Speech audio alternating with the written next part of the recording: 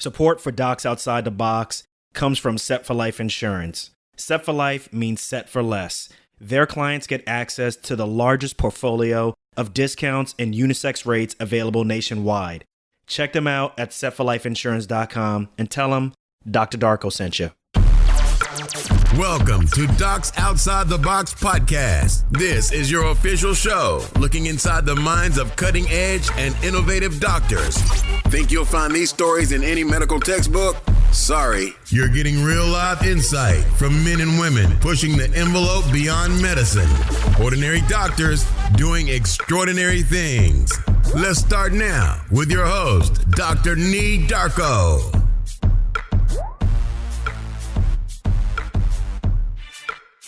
What's good, and thank you for tuning in for another episode of Docs Outside the Box. Now, I had the pleasure of meeting my next guest first at Podcast Movement last year in Philadelphia, and what I found really interesting and intriguing about her is that for an entire year, she's been live streaming on both Facebook and on Instagram daily on the topic of budgeting.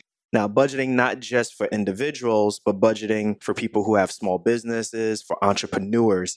And my guest is Phylecia Jones, and she's also known as the budgetologist. But besides being an expert on, helping individuals, helping small businesses, kind of control their finances, she's really made a name for herself, not just nationally, but also internationally as a well sought after motivational speaker. And not just as a motivational speaker, she's also now coaching others on how to build a successful career about being a speaker.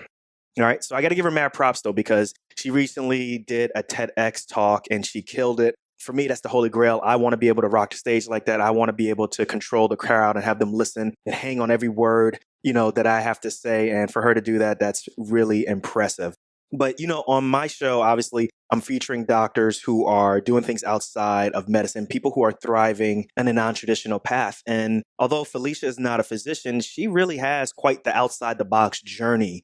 She's actually formally trained as an engineer, and she's gotten her degree in computer science, and she also has a master's in system engineering and actually had a career working for the U.S. Navy. And then at the age of 36, decided to chuck the deuces and left it in her past. She walked away from it all and decided to be an entrepreneur. But check this out.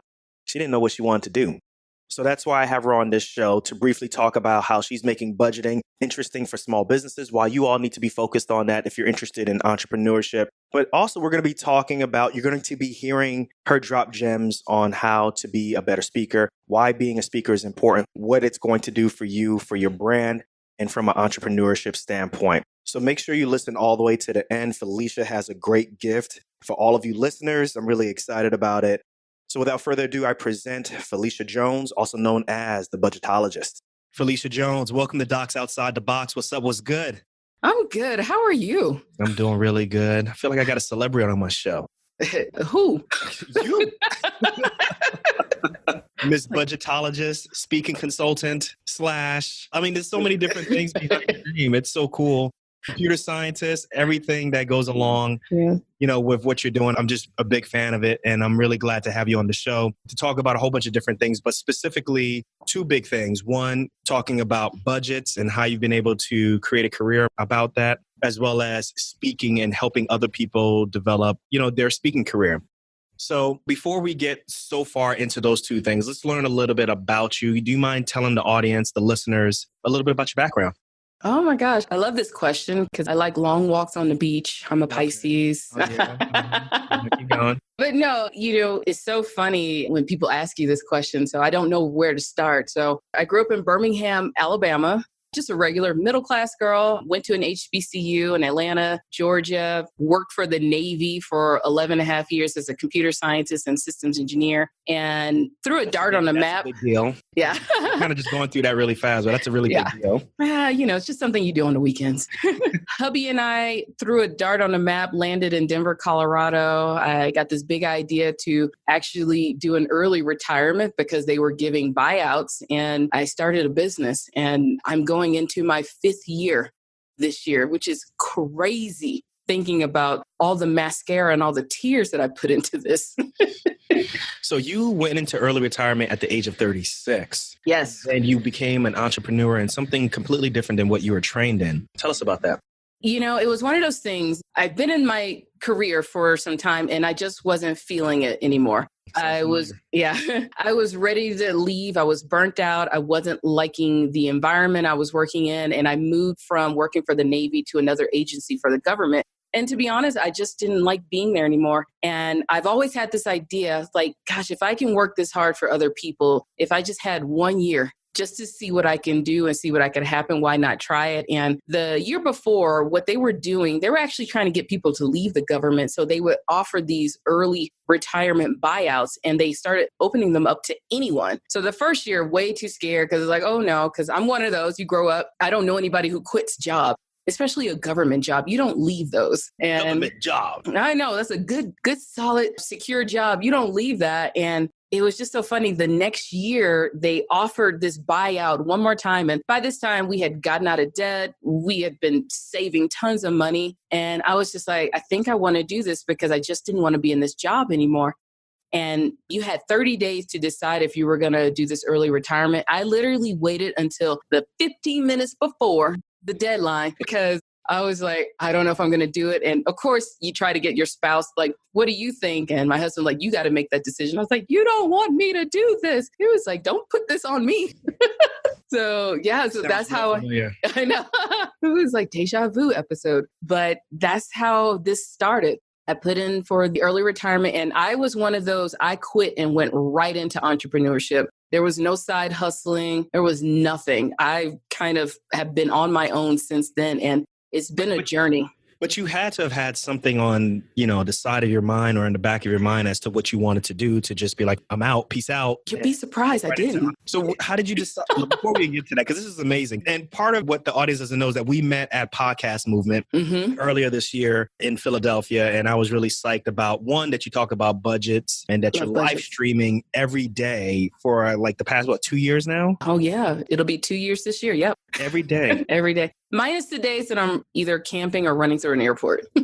And, you're also an international speaker. You've been to London. You've been to other countries overseas. And then you also have Keep Up with Mrs. Jones. Yeah. You have a lot of things going on. But I think it's really fascinating to spend all this time becoming a computer scientist, becoming an engineer. And then just like that, on a drop of a dime, you move to something else. And you just said, previously that you didn't have anything else on your mind. Like, why did you decide to do entrepreneurship? Why didn't you decide to just go into maybe the private world where you could probably make more money as an engineer? You know what? The biggest thing that I realized, I'm sure you've encountered this, the way I grew up, I didn't really have the confidence to go after anything else. I worked for the government for, 12 years. And I just assumed that this was supposed to be my life because that's how I grew up.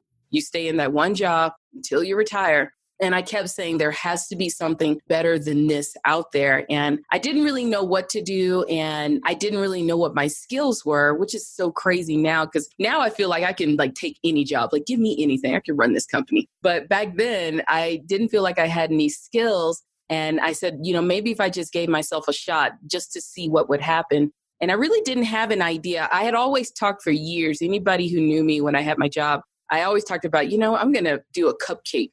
I have it run a cupcake store because I was like, cupcakes don't get mad at you. And people are happy over cupcakes. Those are, depending on what city you are, cupcakes, just by itself, people selling in stores is huge. Yeah. And, and a whole bunch of other different types of cities. Yeah. So I was like, I could do cupcakes. And then I was like, ooh, that's a lot of work. I don't want to do cupcakes because then I'll eat them. What happened a couple of months before I took this early retirement, I literally went to a women's networking group. And just so happened the speaker didn't show up and we all went around the room and everyone introduced themselves and their business and what they were looking for. And I was the very last person and I had this notebook in my hand and I said, I introduced myself. I was like, I'm Phylecia Jones. I don't have a business. All I know is that I have a book of ideas and I hate my job. And so many people said, you need a vision coach. And that's when I met my first coach. I started working with her in May. And it just so happens that the retirement thing popped up. And a week before that, my boss told me that I was going to have to work a 24-hour shift for the next year. And I was like, oh, no, we are not about to do that. And I was getting so scared and I just decided to jump into it. But when I was working with my coach and she was like, what kind of businesses do you want to do? And I was like, I don't know. I was like, international jewelry salesperson sounds fun. And my husband was like, well, what is that? I was like, I don't know. It just sounds like I can travel everywhere and wear jewelry. And we were just going around at that meeting with the coach. And, we had to you always have to introduce yourselves in business world now. And I said, well, I don't know what I do, but I just like to build budgeting spreadsheets for fun when I'm bored. And somebody said, well, why don't you help people with that? And I was like, with what? And they're like, money. And I was like, people need help with money? And my husband was like, look at all of your friends. I was like, ooh, touche, Mr. Jones. And that's kind of how it got started. Literally just saying out loud, this is what I did for fun. And it kind of morphed into how do I help people with budgeting without using a spreadsheet? And that's how it started. And you've made it a very successful business. Obviously, you are, I guess, now world-renowned for this. World-renowned.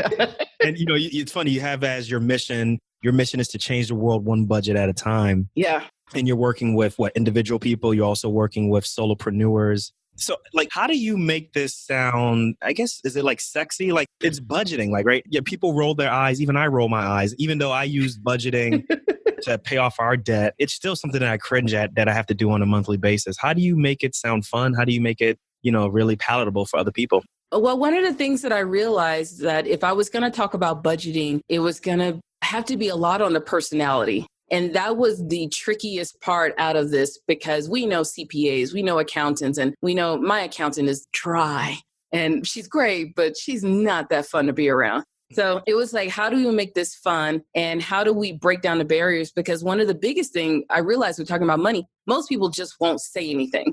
And I grew up with, you don't talk about money. Right. Yeah, same here. Everything's fine. Everything's fine. And it's like, well, Mom, you're in debt. No, everything's fine. So that was one of the biggest things was to just get people to talk. And I always tell people, even if I'm not the right person to help you, I just want you to be able to be comfortable to go get the help that you need. And I've been in that situation when I was trying to get out of debt. I finally opened up and tried to get help because I felt shamed about it. Because I was like, here's me. I have degrees in math. I minored in math. I have a computer science degree. I think I've taken more math than most humans that I know, other than PhDs and, real mathematicians. And I can't even add and subtract and follow a budget. And that was the biggest thing, was to get people to open up and get the help that you need and get the right help that you need. So that was just kind of how it started, just getting people to talk and try to be fun with it. Because I know it's not sexy. Budgeting isn't sexy, but it's a necessary evil.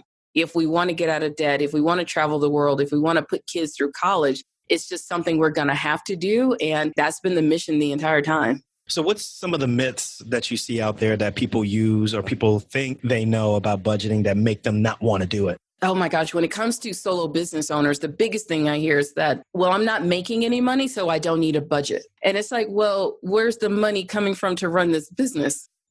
It's coming from somewhere. And I have this mantra that there are two sides of the budget. It's managing the budget and it's feeding the budget. And in order to have a healthy, high-functioning budget, you got to have a healthy source of revenue. So there is no tunnel vision of, I'm just cutting expenses. It all works together. So when I hear people say, oh my gosh, I'm not making any money in my business, I don't need a budget. Well, you're using somebody's money. Either it's a credit card, you're getting money out of your 401k, you're cashing out pensions, you're rating the kids' college fund, you're using the money somewhere, and you still have to be smart about it. And the other thing is that it's just so risky with business, and it's not like doing personal finances. And that's the other thing I run into. People assume budgeting for business is the same as budgeting for personal finances, and it really isn't, because you don't know what's coming in with business. You kind of have to reverse engineer the budget. So it'll tell you what you need to go make in order to feed the budget so that you can manage the budget, so that you can give yourself a salary. It's like this weird little hamster.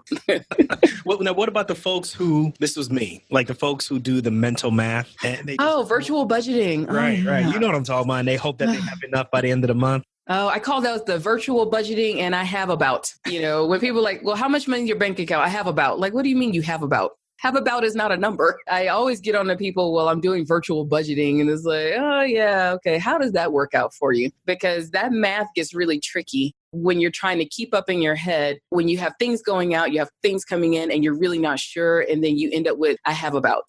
And sometimes have about means you've overspent and you're in debt. The other thing that I absolutely love, especially with my business owners, is that they think just because they made $1,500 that they have $1,500 to spend. Oh, no, you don't. No, I call that dirty money. I was like, that's a dirty $1,500 because we got to take out all those cost of goods. We got to get rid of all that stuff. And I mean, before you even get to the taxes, you got to pay the bills for the business. You got to do all of that other stuff. And so by the time that $1,500 actually makes it into your bank account, it might just be $200. So that's what a lot of people do. You get into that. I have about the virtual budgeting. Well, I just made $1,500. I have $1,500 to spend. And then later on, they're like, well, Phylecia, I don't know why I don't have any money in the bank account. Like, really? You don't know why? Do you have any horror stories out there? Oh my gosh. One of my best horror stories. I'm sure, I don't know if you've heard of this, but, doctors, there are a lot of doctors, obviously high income earners. Mm-hmm. There are a lot of doctors who live paycheck to paycheck. And the reason I know is because I was actually one of them. And it was a 2-physician household. But I'm sure you've got to have some really bad budgeting stories out there. Oh my gosh. I actually did work with a client once who brought me in after the first year that they made $163,000, which was great. So excited for them. And by the time they brought me in, the money was just going out left and right. And within that first quarter of the following year had made $300,000. Oh, wow. Okay. It was gone. Really? It was gone. And I was like, where did the money go? And he was like, I don't know. You're supposed to be keeping up. And what was happening is that they were just out there buying everything.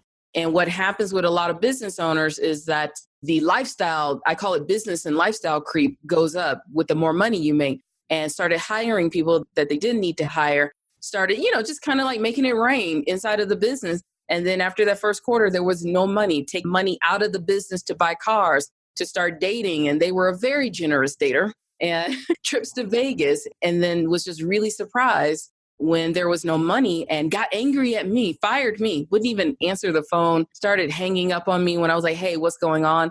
And what was so crazy about this was at the end of the year, I got an email that said, you were right. You were so right. It's like, I told you. They were doing the virtual budgeting. Well, I made this much so I can go spend it. And it's like, it doesn't work that way. Now, I know you mainly work with businesses, but how do you get people to get out of that cycle of paycheck to paycheck? And I guess from a business standpoint, just hoping that they get job to job so that they can pay for their expenses. What's like the first step that you do to help them break that cycle? Well, when I start with my business owners, I tell them we have to have 3 things we look at. We have to look at how much money your home needs to survive, how much money your business needs to survive, and savings. Those are the 3 things. And I call the home, that's your salary. Basically, there's a whole bunch of people who are depending on you to bring some money in. And what happens with us business owners, we only see the business and we forget that, oh yeah, like the cat and dogs and children, they need food. Who knew? And so I really start with what the home needs to survive. And I tell people, you got to tell me exactly how much money your household needs in order for you to figure out how much you need to make in the business. And so we start with the personal finances, which is crazy. And I have this method of using Post-its to kind of look at the budgeting side on the personal finance. And it really stops and shocks people. I've actually had a lot of tears when I take people through this exercise because I don't use spreadsheets. I actually make you stand up on the wall, take Post-its and start listing everything. How much is going out each month, how much is coming in, and then how much debt you have. And when we list them all up with the Post-its, it becomes very real. And I tell people, don't do anything about it. I just want you to look at this for about a week or 2 and then tell me what you see. And I don't think a lot of people have had confrontations with their money in a very visual and colorful sense right on their walls. And I make them do it in a public place in the house so everybody can see. No spreadsheets, is right there so everyone can see. So that's the first step in looking at what's going on in the household to figure out how much money we need to make. And I'm one of those. I have no judgment, no shame. If you like $500 shoes, all I ask is that, do you want to feed your kids? It's up to you. I really don't care. It's choices. Right. I got you. And priority. So we start there and then we do the same exercise inside the business. Like, how much is this business costing you each month? And a lot of business owners don't know. I love when I speak and I ask, and people are like, I get the hands that kind of half go up, and then I get the hands that kind of flap around. I was like, okay, so we got a bunch of roundabouts, roundabout numbers. And that's the biggest thing when you tell people you need to understand what's going on in your home, what's the business costing you, and then figuring out savings on top of that. Because it's not a matter of if things will happen, it's a matter of when things will happen in the business. So I really get people to focus on those 3 numbers, and that kind of makes them wake up a bit because those 3 numbers tell you what you need to make each month in your business. And then at that point, and now it's time to go do something. Now, part of, the going and doing something, I'm assuming you're talking about bringing in more revenue if you need to and so forth. One of the tools that you talk about a lot is being a speaker. And that was another reason why I wanted to have you on the show, is that you've been able to develop an amazing career, an amazing resume, speaking all over, the country, being invited to different events. Congratulations on a TEDx speaking. Thank you. A couple of weeks ago. Congratulations on that. So for the people who are listening right now, they have always wanted to be a speaker or have thought about being a speaker. Do you recommend getting a speaking coach? Oh, that's a good question, because I'm about to step on a lot of toes. I've never had a speaking coach before. Really? I've never had one. Oh my gosh, this is a hard one, because I would never say to not get a speaking coach. If you are a newbie, like you are afraid to speak in front of people, I recommend getting a speaking coach. Okay. I would say for people, if you're not afraid, even if you get a little nervous, I still get extremely nervous every time I speak, but you can still get up there. Oh gosh, yeah. I'm a hot mess before I go on stage. My husband saw me speak for the first time last year, and it was hilarious because he was like, "You did a really good job. I was really worried about you before." I was like, "Oh yeah, I'm a hot mess before I go on stage. Like, don't bother me. I'm going back and forth to the bathroom." Yeah. So it's bad.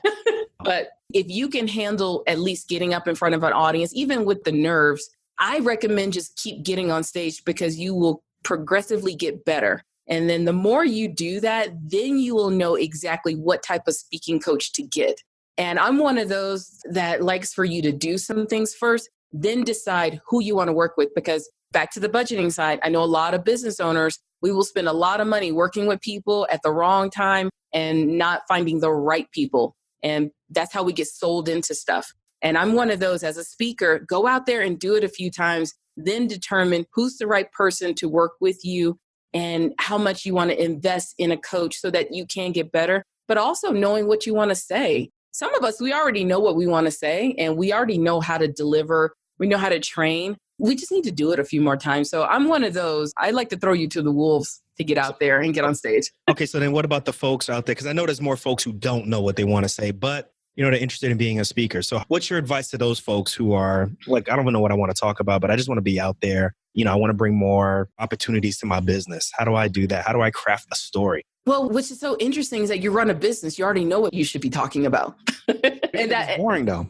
Well, here's the thing. You don't know until you get on stage. Mm-hmm. How do you know is boring? Because I meet a lot of accountants who say, oh my gosh, who's going to listen to me on stage? I'm a speaker coordinator at the same time. I book speakers.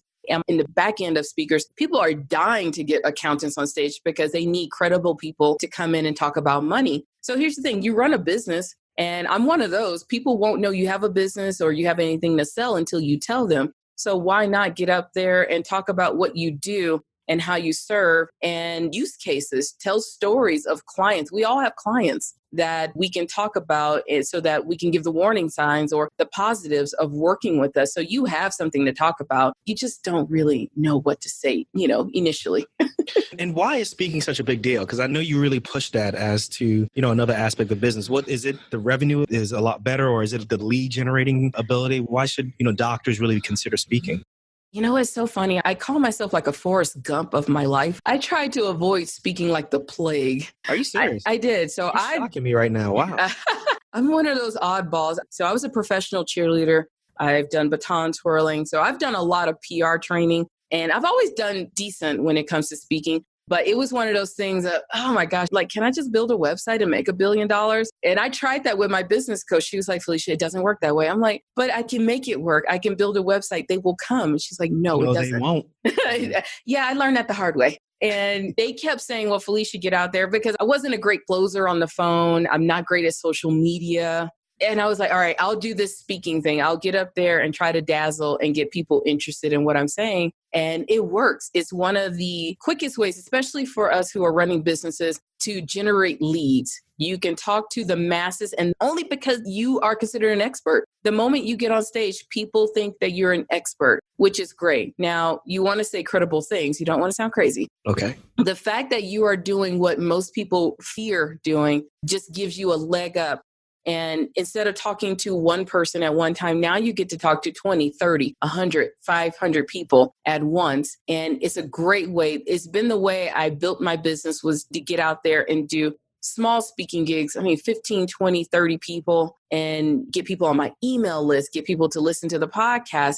That's been the one marketing thing that has worked for me, because everything else, I just wasn't great at it. And I saw Darren Hardy of Success Magazine speak, and he said, you know what, if you want to be great at something, choose one thing and focus on it. I was like, all right, this speaking thing seems to be working. So let's just ride the wave and go with it and see what happens. But for the most part, I honestly believe if speaking is something that you like to do or you think you would want to do it, is hands down one of the best ways to get yourself out there quick, fast, in a hurry, to generate leads, to get people into discovery sessions, to get them on your podcast, to build a name and build authority for yourself. Now, how do you get these speaking gigs? Like if you are, starting out, are you talking about like reaching out to like your local Rotary Club, the library? How do you start out? You know what? I tell people to do something so simple. Just start asking. Start asking and tell people that you are looking for speaking engagements. It's something so simple, because what a lot of us do, like with our podcast, with our business, we only tell our cat and dog that we have a business.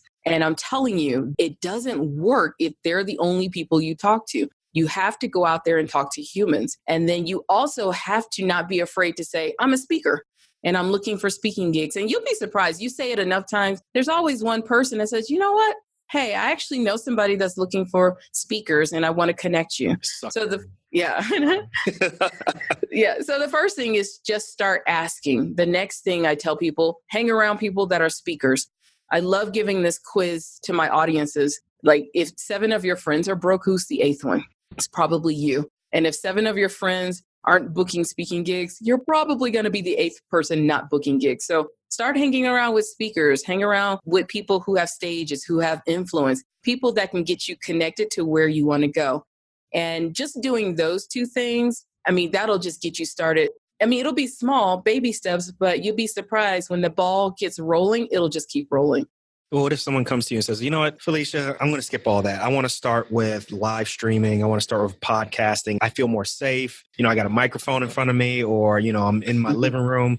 Do you think that's a good place to start? Or do you recommend bypassing that and getting in front of live people? Live people works. Live people is preferable. And I don't want to say that it's a bad thing to do. Oh gosh, these are hard questions. Yeah, because everybody's live streaming now. Everybody's podcasting. I'm not going to lie. Like I have a fear of public speaking, and I feel like I've gotten so much better over the past 2.5, 3 years since starting this podcast, mainly because I do a podcast, but I want to get your thoughts on someone who's killing the stage right now. Like, I got the feeling that you don't think that's the right way to go. So I want to hear your answer on that. No, I don't think it's the wrong way to go. It's different. It's 2 different things. I'm one of those, if you want to get out there and start speaking, you need to get out there and start speaking, because a podcast and a live stream, they're distractions. It's like anything else we do with business. You can be distracted really quickly. But I'm going to build up the podcast. I'm going to build the live stream. I'm going to get to that speaking thing later. Now, can you get speaking gigs from your live stream and podcast? Absolutely. But it's a very different dynamic sitting here talking to you through a microphone. And sometimes I may be able to see you if I'm doing a Zoom podcast, or maybe it's just voice. But there's a big difference when you have 100 people in the room. They're all looking at you, and you have to control that room with your personality, with your content, with a little bit of humor, a little bit of entertainment. It is very, very different. And I'm not saying that either one, and I'm not saying that it's a bad thing. I will say when I started doing the live stream, it has helped me to figure out what I want to say faster. I will say that it has helped me to figure out what my message is, and I can, do a panel a little bit easier because I can speak off the cuff a little bit better. But it's just a different thing, a podcast versus being an audience of 500 people, because there is no microphone, there is no computer screen. It's just you and a whole bunch of eyes waiting for you to transform them or guide them. And then you have to control the room. You have to pay attention to the energy of the room, and you have to respond to it. Okay, so those who are listening right now, they listen to everything you're saying. They're like, that's great. But there are other people right now who are listening who are probably just breaking out in a sweat right now, right? Seriously, like thinking about... That's good. All right, that's good and all, but that's still like, got that nervous energy, right? Like, give us some tips. Like, how do you get over that? Because that's kind of tough, right? Let's be honest, right? You even said that you're like a nervous wreck before you speak. Oh, gosh. Just like that, you're able to turn it off and rock it. Like, well, here's the thing. With all of the things that I've done, I've always been nervous, but I have put myself in the situation on purpose. Like if it's a fear thing, like, okay, I'm kind of scared to do this, but I'm going to do it. And I've always kind of inadvertently put myself in those situations where, okay, I have to deliver. The biggest thing with speaking is go get a gig, get the date. I always tell people, you'll figure out what to say an hour beforehand really fast. But booking that date is the biggest one, not waiting, not delaying it, not starting the podcast, not working on the business, not working on the talk, but get the date. That's the biggest thing I will say. Get the date. And as that date gets closer, you'll start focusing on what I'm going to say, how I'm going to say it, practicing in front of people. The next thing is just get out there. I know it sounds very woo. A lot of this sounds very woo, but you won't get better until you put yourself in a situation to actually get on stage. And it is going to be scary. Like one of the things you can do, you can actually go apply for podcast movement. One, the area is already kind of comfortable to you because you know some people. You're going to have friendly faces in the audience and you'll talk about what you know and don't try to talk about what you don't know. As far as doctors, I mean, some of you are already skilled in what you do. So it should be fairly simple for you to get up in front of the audience and just deliver your knowledge, your experience. So the thing is, you're going to have to kind of force yourself to get the date, find the gig, and get on stage because it's not going to get any better. I wish there was a magic thing. It's kind of like with budgeting. Until you want to do it, it won't change. So I would say the biggest thing is actually just go out, find an event, and just scare the crap out of yourself and go and do it. Now, that's pretty much how I do things. Now, when do you know when to start charging? Because now we're going to get awkward. Like, when do you bring up that conversation with someone? You know what? The thing is, because I did a lot of speaking for free. I did speaking for lead generation. And that was to bring in clients into my business to do discovery sessions and things like that. But you'll know when you decide what kind of speaker you want to be, then you'll know when to start charging. There are a lot of speakers, and I know for you, you might want to only go and speak just to get people to listen to your podcast and to get on your email list. That's easy. You can speak for free. You already know what the outcome is going to be because speaking may not be your main mode of making money. But if you decide that speaking will be how you make money, you better know how to close a deal and you better know how to sell yourself. And that's really what it is. Now speaking is your business. It's not an awkward conversation when you know it's your business. And that's the thing, when you are ready, when you really feel that I'm known for something, I know I can deliver, and I know this audience will be transformed by me, don't be afraid to ask to get paid. You'll be surprised. People are not afraid to pay you. And if they say no, I mean, go to the next one. And when do you know that maybe I should get like a speakers bureau or anything like that? Are you part of one? I'm actually not part of a speakers bureau because here's the thing with speakers bureau. And tell us, because there are people out there listening who don't even know what that is. So what exactly is a speakers bureau? So a speakers bureau there's all kinds of versions of them. Some are like agencies where you can add your name and they go find gigs for you. And I'm putting this in big old fat air quotes where they go find gigs for you. Basically, if somebody finds you through them, they take a cut. You get paid, they get paid. There you go. So, and sometimes speaker bureaus are just clean and cut like that. Some offer a lot of training. So like the National Speakers Association, they have kind of a hybrid model where you can get training. You can be around other speakers. They do sessions all over the country. And they also act as a speakers bureau. So it's a great place to go and put yourself out there. Sometimes you have to pay. Sometimes they find you. There's all kinds of different speaker bureaus out there. So you have to go do your research on them. But one of the things that I have found with speaker bureaus is you still have to go find your own gigs.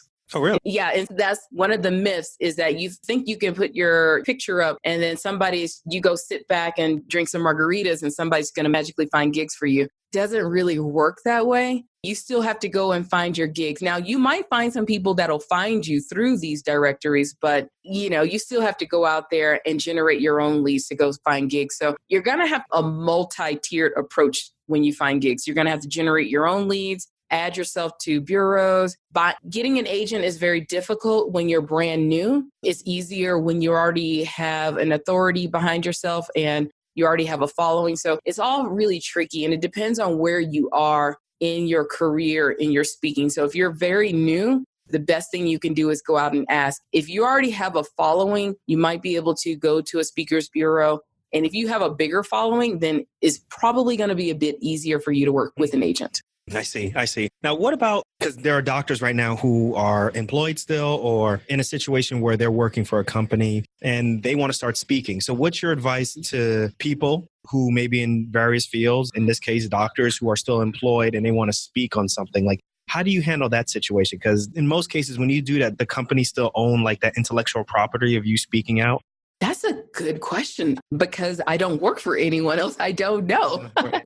Well, you know what? I would say start asking your job and start looking into all of those rules because typically if you are not talking about the same thing, so, with your job and your company, and if you go speak at Podcast Movement, you're probably not giving up any intellectual content. You're going to go talk about something different. So you're probably okay, but you might still have to check in with your company to see, what their rules are about you getting out there speaking, especially if you're talking about your own work. That's where you might have some challenges. If you're talking about your own work or the work that you do for this company, you really do need to go get permission. So I would say if you are in that situation, start asking and just be very clear on what it is that you're talking about, especially if it's in the same fields. Even if you're talking about something different, just make sure that they know what you're doing, that they know who you're talking to. Because I came from the government and sometimes you have to tell them like exactly who are you talking to, where are you going, who are you meeting. So I don't know if it's that serious for a lot of people's jobs, but just start asking if you're working 9 to 5s. But I do know a lot of people that are doing some 9 to 5s and they have like different hobbies where they like shoes and it has nothing to do with what they're doing their day job. So you can go do a speaking gig and they usually have no issues. So you're coaching a lot of people, doing a successful job doing it. Tell me if you heard this issue before, because, for me, one of my major issues with speaking is I always have a hard time trying to figure out, should I be using a PowerPoint to present, right? Particularly someone with me, and obviously you've been in the same realm, highly academic background. Most of the time when you're in education and you're doing any type of speaking, you have a PowerPoint behind you, right? And you have different ideas and so forth. But when you're speaking, like nobody does PowerPoints anymore, right? So what's your advice for that? Like crafting an idea and being able to like carry people through this idea for like 30 minutes, 40 minutes. What's the meat and potatoes behind it? Like, what's the key? What's the gist behind it? How do you do that? Actually, a lot of people use PowerPoints. And the danger with PowerPoints is that it can be too much of a crutch for a lot of folks. I use PowerPoints and I know how to get off the PowerPoint. So you really need to know your content. But I will say this, I don't put a lot of words on my content, on my PowerPoints. I literally have puppies and kittens and things like that, just so that you can pay attention to what I'm saying. And I may just have a word or two. So I'm actually want to go through a couple of things so that people can kind of understand how to approach speaking from a very logistical and strategy. I had you on the show. All right. So when you got to decide what kind of speaker you want to be, and we can have the motivational type speaker, inspirational, or we can do educational, or we can go into lead generation. And so give us examples. So like when you talk about like inspirational, we're talking about like Eric, the hip hop preacher, Eric Thomas, something like that. Or like a Tony Robbins. Tony, okay. Yeah. Let me just 100x that. Yeah, Les Brown, the Lisa Nichols, those type of folks. Phylecia, why you do me like that?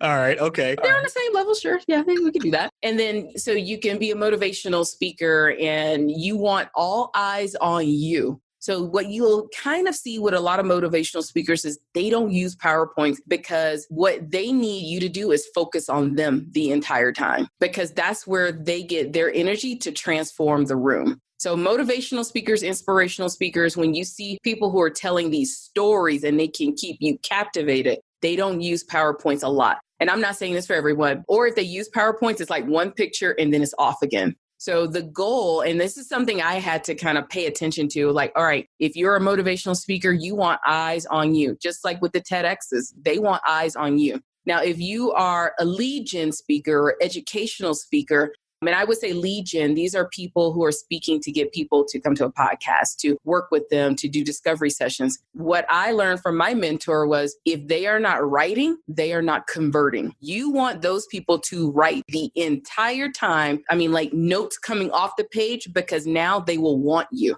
Okay. That's what you want. So that's one method. And it's going to sound a little weird, but next time you go to an event, I want you to pay attention to the speakers, especially the ones who are trying to get you to do something, especially if they want your money. You will see that they're going to get you to write, take notes like, oh my gosh, it's a good thing. I'm writing down. You'll see people trying to steal napkins, writing notes. Whereas with motivational speakers, it's a lot of, yeah, oh my gosh, yes, like storytelling where you have to watch them the entire time to get the story. And they will say things that you will remember, such as Mel Robbins, the 5-second rule. She wants you to watch her the whole time because she's going to give you that 5-second rule. And that's all you need to remember about her. So when you look at speaking that way, you got to decide what is it that you want people to do, especially if it's inspirational. That means all eyes on you. And so now you cannot use the PowerPoint as a crutch. Whereas if you're doing lead gen or educational, you're trying to get people to learn something. Now you can probably use those PowerPoints a little bit more because now you need something to support what you're talking about.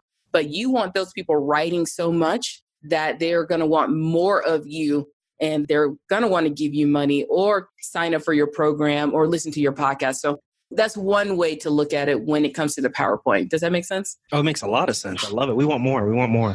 So, and then the other thing when it comes to crafting a talk, and I actually had to learn this when I was working on my TEDx talk, because that was the first time I was Congratulations stumped. on that, by the way. Thank you. I was actually stumped because I didn't know what I was going to say 3 weeks before. I had gotten into a mode of speaking in a very lead gen and educational way. And with TEDx, I knew I was going to have to go in a very different way and make people focus on me, what I'm saying, because I wanted to start a movement with the all girls are great at math. And that was hard. That was the hardest thing I've ever done, was putting together that TEDx talk. But I learned this little trick that somebody taught me, was that you need to speak from your head, your heart, and your core. So if you ever want to know what to say, your head are all the facts. These are all the facts to kind of give the audience the knowledge of why they need to keep listening to you. Your heart, that's your story. That's why you care and why we need to make this change. And the core is, here's what we're going to do about it. This is what you can do. This is the change we're going to make right now. So that helped me get through the TEDx. And it was really helpful because I was like, oh my gosh, I was in a panic attack. And I was like, what did I get myself into? But if you're looking at a way to put together any talk or anything that you're doing, use that method just to at least get you started to figuring out what you want to say and how you want to say it and how you want to present it. I love it. I love it. This was really good. Phylecia, I really appreciate you coming on the show to come and talk about budgeting, but more importantly, speaking, taking, your brand to the next level by kind of showcasing your talents in front of quote unquote live people. Yes, humans are a good thing. You was joking about me on that, so I give you that. But listen, let's take a quick moment to really parse down all of this stuff into one thing if you can. Like, what's the most important thing that you want the audience to get from this podcast? Wow, the most important thing is that, one, get your money straight. Then two, if you're going to use speaking to generate revenue for your business or for your side hustle or whatever you're doing or for your brand, go and do it. Don't wait, because the longer you wait, the longer you are without a stage. And it's going to be scary. It's going to be very, very scary. Just go and do it. Just go feet first and just fly. And the world will actually still be revolving when you're done. I love it. I love it. What's one life hack that you're using right now? Obviously, as a business owner, entrepreneur, what's the one thing that you're doing that's making yourself really successful? A life hack. I discovered Instacart. The groceries just magically appear at your house. That's not fair if you live in an area that has Instacart. Oh my gosh. Instacart, and I use Gobble and HelloFresh to have meals delivered. I know it's on the pricier end, but the world has been just a little bit hectic in our house. And oh my gosh, Instacart and meal boxes. Oh my gosh. Best thing ever. Now I just need somebody to do laundry for me. Can't you use, Instacart doesn't do that, but can't you do you can get a virtual, no, you didn't need a virtual. You live in Denver, right? I'm south of Denver. I can find, but everybody cleans, but nobody folds the laundry. They'll wash it, but nobody folds. I got you. I need fold, but that Instacart game. Business for you right there. Why don't you start that? I know. No, I don't fold. No. Well, you don't have to fold. I can get people to fold. Yeah. Exactly. Yeah. It's a good idea. We should start that now. Well, Phylecia, I want you to describe yourself in 3 words. Oh, describe myself in 3 words. Mm-hmm. Happy hour lover. Happy hour. Yo, I love it. I love happy hour. That's my favorite time of day. I think you got me stumped actually on that one. Love happy hour. People are happy. We get to hang out with friends, cheap food. I love it. Why wouldn't you love happy hour? And then the lover part? It's just, I love happy hour. That's it. Happy hour lover. Well, look, Phylecia, this was really awesome. This was a great time. Learned a lot about you. Also learned a lot about your passions and definitely how doctors can really take themselves to the next level. How can they learn more about you? How can they get in touch with you? Can you tell us all about that? Oh my gosh, you can find me at all the places on the internet at Keep Up with Mrs. Jones. You can find me on Twitter, Instagram, Facebook. My website is keepupwithmrsjones.com. And I actually want to give your listeners something if you want to jump into speaking. You can go to keepupwithmrsjones.com/3skills. It's 3 skills. So I'm actually going to give you 2 things. It's absolutely a free guide and checklist. Free 99? Free. It's free. Okay. This is a late night podcast. There you go. It's free, but it's the 3 skills every speaker must master in order to land more speaking gigs. And it's just a checklist going over research, being organized, and becoming known for something. You can go to keepupwithmrsjones.com/3 skills, the number 3. And I actually do have a course on how to land your next 5 speaking gigs. And I actually want to set this up and we'll come up with a code and go check the show notes because I know you have show notes. But I want to give everyone who comes from you 40% off if they want to join the course. Yes, because I like you. You're my favorite trauma surgeon. I don't know any other favorite and trauma surgeon doesn't necessarily go together, but I do appreciate that. So. And I definitely appreciate you offering that to the audience. I hope they jump on that. This is a really, really good deal. Thank you so much. Yeah, we'll do that. And I'll make sure the code will be in the show notes so everybody can go check that out. So that'll be fun if you want to learn how to get on more stages.